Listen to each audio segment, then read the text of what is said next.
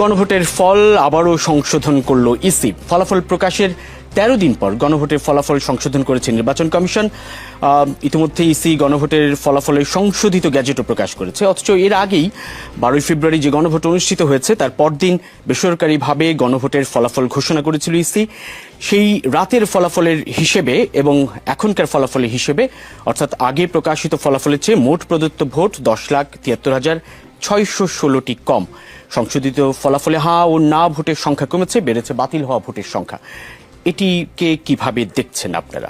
জি, আপনাকে ধন্যবাদ এবং বাচ্চু ভাইকে শুভেচ্ছা। এই খবরটা তো মাত্র আসলো, তো আমরা এটা বোঝার চেষ্টা করছি যে হঠাৎ করে আবার এটা প্রয়োজন পড়লো কেন।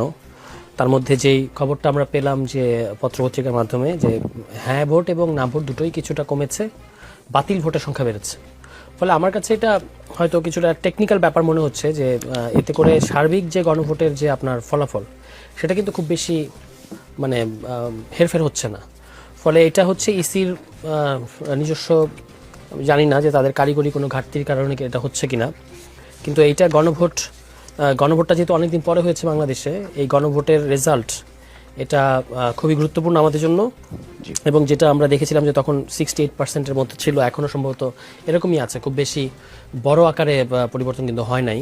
এবং আপনার বিভিন্ন দলের ভোটার যারা আপনি দেখবেন যে দলীয় দৃষ্টিভঙ্গির বাইরেও ওই দলকে ভোট দেওয়ার পাশাপাশি তারা গণভোটিংয়ে নিজস্ব মতামত রেখেছে এবং সেটা হ্যাঁর পক্ষে ব্যাপকভাবে গেছে। এখন জরুরি বিষয় হচ্ছে যে রাষ্ট্র, ইলেকশন কমিশন, সাংবিধানিক প্রতিষ্ঠান সবাই যে কিভাবে এই গণভোটটা বাস্তবায়ন করা যাবে, এই গণভোটটা বাস্তবায়ন করাটাই হচ্ছে এখন মূল চ্যালেঞ্জ। এবং এক্ষেত্রে সরকারের সদিচ্ছাটাই সবচেয়ে জরুরি।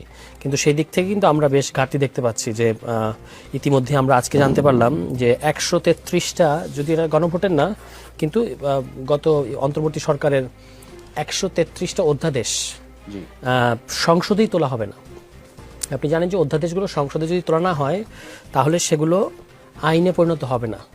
তো ১৩৩টা যে অধ্যাদেশ এটা সংসদে তোলা হবে না, এই ১৩৩টার মধ্যে ১৩৩টাই কি আপনার মানে অপ্রয়োজনীয় কিনা, এটা তো সরকারকে আগে জাস্টিফাই করতে হবে, নাকি শুধুমাত্র আমরা সেই রাজনীতিটাই দেখব যে আগের সরকারের কোনো কিছু আর পরের সরকার করে না। সাধারণত এটা তাদের একটা ইচ্ছা বা স্বেচ্ছাচারিতার মতো।